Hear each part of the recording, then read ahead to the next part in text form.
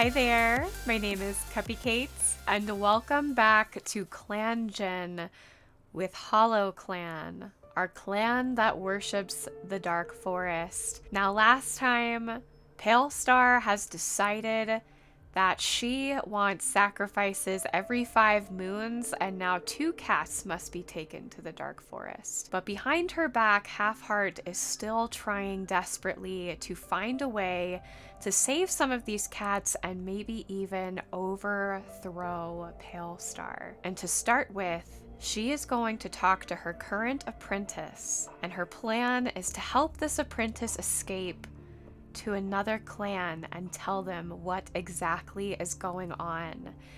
Tell them that there are some cats that don't agree with what Pale Star is doing but cannot escape, in hopes that another clan will come in and save them all. That is the plan. Judas is also aware of this plan, and Judas is hoping to protect Half-Heart, who can sometimes put herself in a bad situation, but he does want better. He just doesn't want Half-Heart to get killed in the process. So they are whispering behind the scenes, but a lot is against them. Raven Rapid believes they're a part of a prophecy to be sacrificed to Dark Forest because they have become such a zealot in this belief, convinced by the ramblings of others.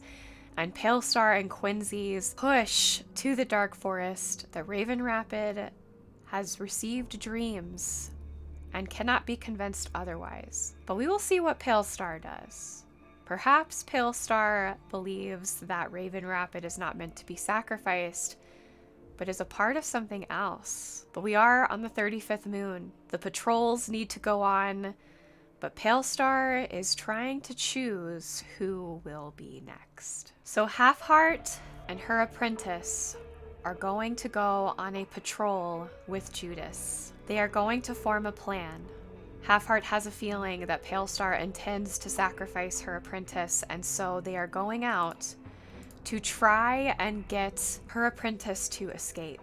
Half-Heart and Judas make it back from their patrol, but Duskpaw is nowhere to be found. Half-Heart was able to convince Duskpaw to go find another clan and tell them the situation and beg for help. And so Duskpaw has essentially been exiled, but is not dead.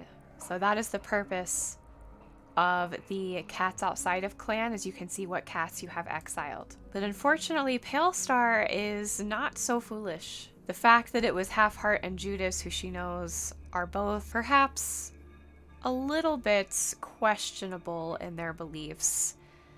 It was them that took Duskpaw. She's a little more on edge and a little more suspicious of the two of them. They're going to have to be very careful. If they are to do this again, they can't do it together, and they're going to need a better story than simply Duskpaw fell into a river, which was all they could come up with between the two of them. I did roll to see if they would do very well, and it was a very low roll, so they came up with a dumb excuse. But rolling makes the story more interesting, so that is why I did that. So now let's look at some of our cats before Pale Star calls a clan meeting. Oof, I realized I had a couple more patrols I had to do, and so I did them quickly. And the last patrol, it looks like Doughbite was caught in a trap and was taken by Two Legs. So Doughbite has been lost this day on a patrol, which is a shame because Doughbite was so pretty. But Doughbite will not get the chance to be a part of this clan now that they have been taken by the Two Legs. Now we will go look at our cats. So Pale Star is daydreaming. I imagine she is daydreaming about how the events of tonight will go and is very thoughtful about who she will choose as her potential sacrifice. Half-Heart is helping to escort the medicine cat to gather herbs. Now this is very interesting. We just got a new medicine cat after losing Moss Shell. And now I think that Half-Heart might be secretly trying to communicate with this new medicine cat and convince him that perhaps this is not what is meant to be. And we will find out how they react to that later. Raven Rapid is staring intently at a wall. I feel as though Raven Rapid is slowly starting to lose their mind. It is not for every cat to see the death and the carnage that Pale Star and Quincy have done, especially in the last 5 moons. And so I think with them staring at the wall, they are hoping that they are taken tonight, which is kind of a very strange place to be. Judas is rethinking their life choices. This is also unsurprising. I imagine Judas really regrets bringing his kits here and has a lot of fear for the cats, and in some ways feels responsible for getting some of these cats out, but also wishes that he could escape. But he is a strict cat, and he is strict in his beliefs as well, and he knows that he must do something in honor of those cats that have already been taken to try and save the cats that remain. So he is going to push through, even though he is having great doubts. Laurel Whisker, one of Judas's children, he is still here and he is kind of keeping quiet. But I imagine that he is with Judas and Halfheart in this because he is Judas's son, and Judas has made it very apparent that he's not okay with what is going on. But Laurel Whisker is a careful cat, and so he knows that it is best for him to remain quiet, to take orders from his father, but also to look like he is doing what Pale Star wants him to do in order to keep eyes off of him. It would look very bad if not only Judas, but his son as well was sneaking around behind Pale Star's back. And Quincy is ruthless. Absolutely ruthless, an evil cat through and through. And so he's really trying to keep eyes off of him from Quincy in particular. Algae Stripe is a very responsible cat, another son of Judas. I imagine though Algae Stripe doesn't want to have anything to do with what's going on.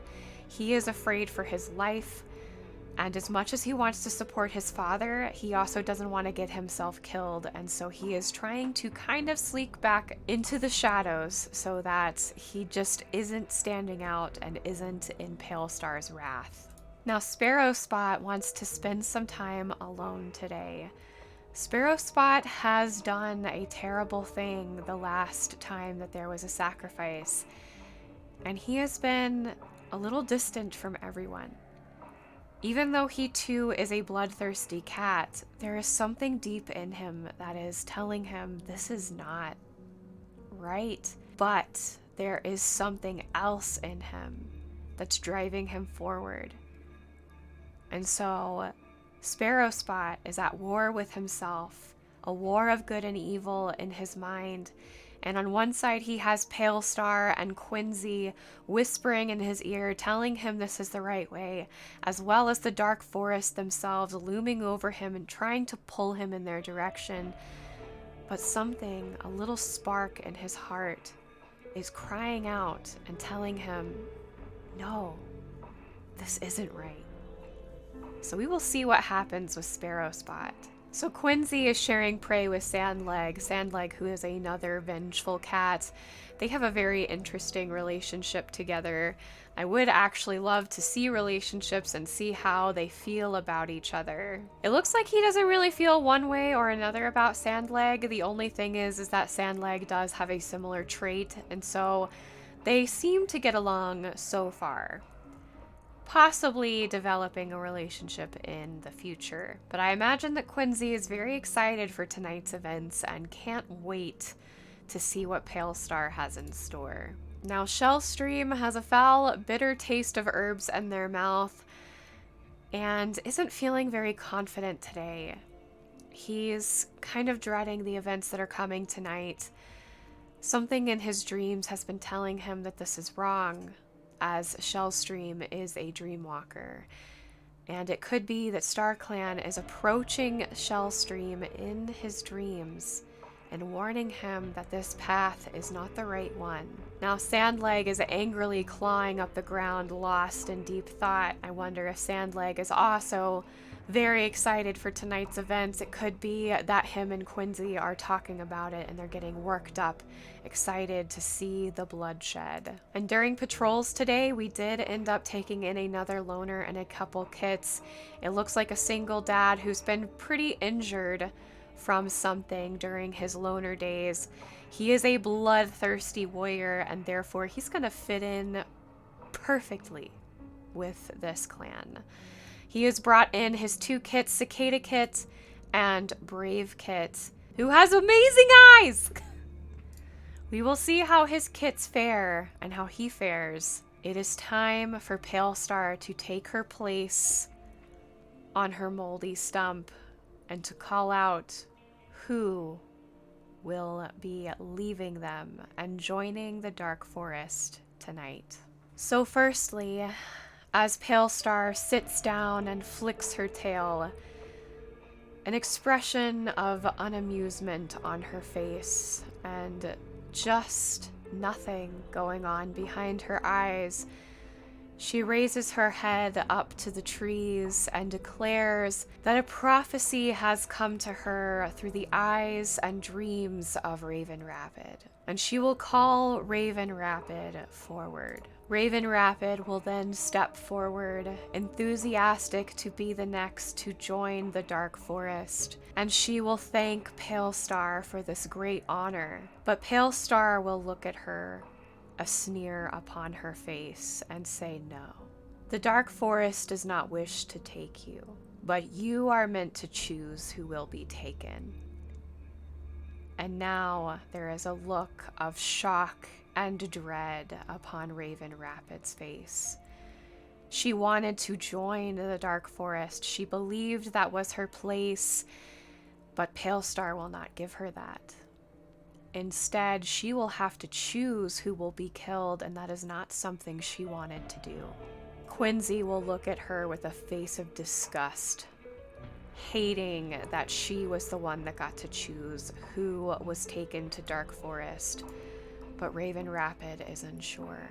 She will look upon the crowd of cats, the ring that is made around that moldy stump that Pale Star sits upon, and her eyes will land on a scared, shivering apprentice, Tawny Paw, who has been too sweet, too kind, and Raven Rapid will say, her. They want her. And that is all she will say, and she will go back into the line of cats. And so Tawny Paw will begin to back up, but Quincy, as usual, will hop forward and toss her into the ring and do exactly that. Even I feel like this is dark as I'm telling the story. And now, with the deed done, Quincy will lift his head proudly and look up to his leader, Pale Star, and say, I request to choose the next cat. And Pale Star will simply nod.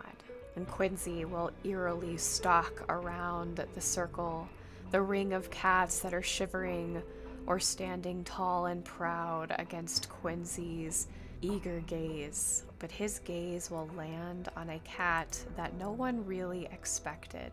His gaze will land on Judas. And Quincy will announce that he believes Judas should be taken to the Dark Forest. But Pale Star is going to shift her expression, something that she doesn't do very often. She's going to raise an eyebrow and look at Judas. They're going to meet eyes for a moment, and then a smirk will appear on her face, one small, sharp fang peeking out behind her long, twisted whiskers. And she'll say, no.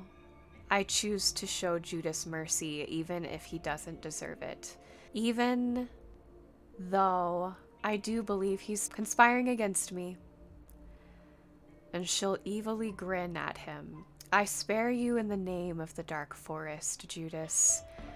But now you must choose who is to be next. And so Judas will have no choice. And so Judas will look around the cats, an expression that a strict parent would give you as he analyzes each cat in the ring. Halfheart looks at him in horror, wondering how on earth this has come this far. And as Judas looks around, his eyes circle all the way back to Pale Star, and he glares at her menacingly, and he says, Who better than to join the Dark Forest than you, Pale Star, our great and noble leader? Who better to be a part of the Dark Forest than you? And as he says that, he will hop up and attack her. And now we are going to roll to see if he succeeds. Here we go. Are you surprised? I hope so. I have my percentile dice. So here's the thing. Judas is an adult male. Okay? He's a little bit bigger than Pale Star. He's an adult. He's not even a senior adult, so he's still in his prime. Pale Star is a senior female. She is 150 moons old. She's not going to have the energy to fight back. So I am going to give Judas a 50-50 chance that he will actually survive this attack and kill her. So let's see. He has to go above 50. 78. Judas kills Pale Star. After this is done and Judas tosses her into the center, he is going to declare to Quincy that he will take the place and not Quincy. But Quincy is going to fight him for this. Quincy is a senior adult male. His experience is master, and Judas's experience is max. Interesting.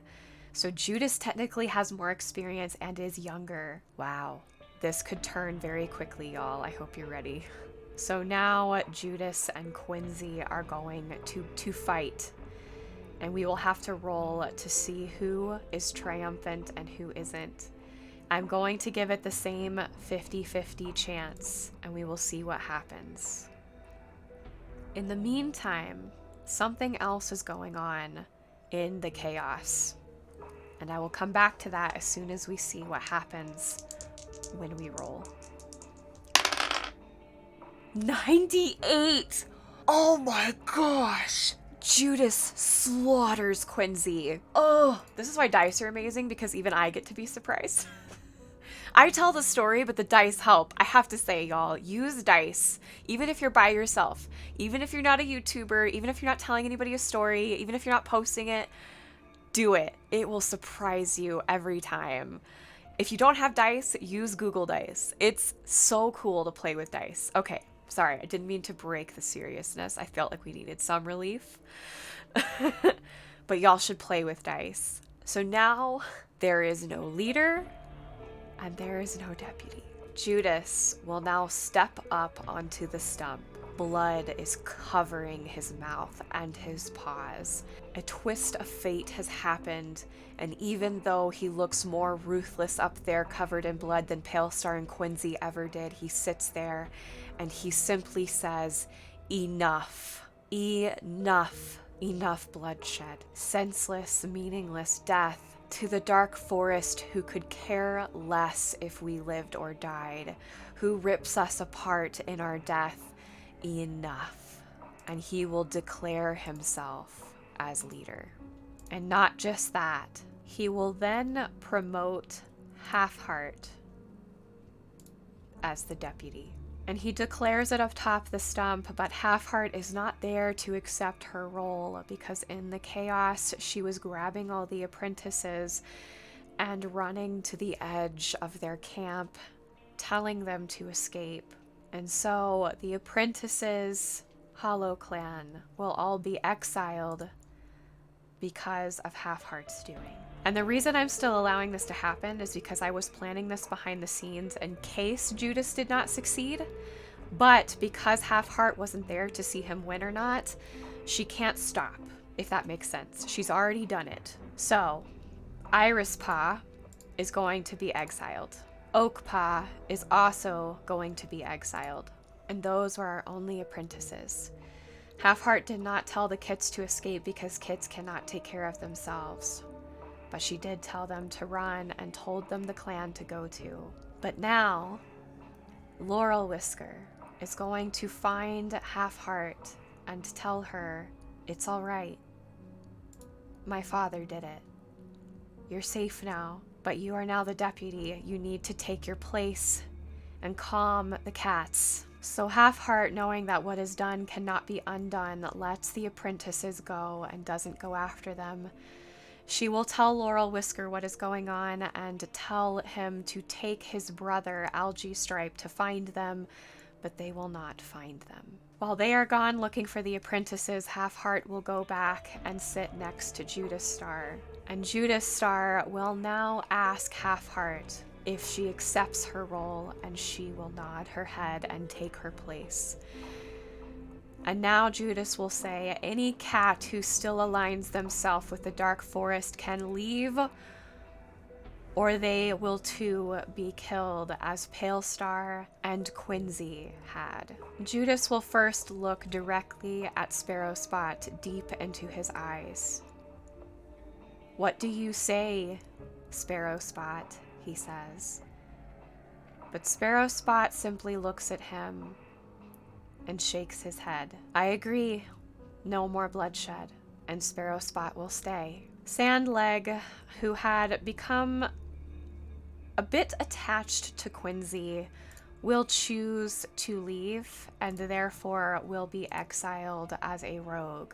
Coldheart, who is very new to this clan, like within a day, is going to decide that even though they just joined, this clan has too many troubles and turmoil and will go ahead and leave and take his kits with him. And then Judas and Half-Heart both look to Shellstream. Half-Heart has a pleading look on her face after having discussed some things with the medicine cat. And he too will do the same as Sparrow Spot and shake his head. He does not want to leave this clan. He feels a responsibility to them, but he doesn't feel a responsibility to the Dark Forest any longer. Only to his clan, his living clan, and that is what matters. And suddenly he feels a rush of relief through his body, as if StarClan has made its place within him. And now, with the night's events over, we will skip one moon. And the only thing else that happened that fateful night was that Sandkit fell in a river but was saved by Beefer. And the cats realized that things can move forward without needing to follow the path of the Dark Forest any longer. There are still things to work out. There are still cats to realign into a different path. Perhaps back at StarClan, but at first, just to veer off of the path they've been on.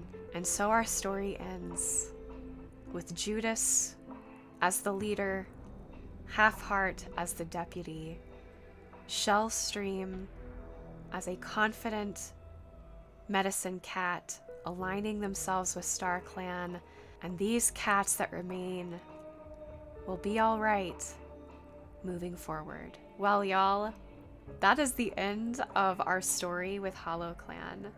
I know it only lasted 36 moons long, but I fully intended for this to be a story that had an end, and I hope you liked the ending.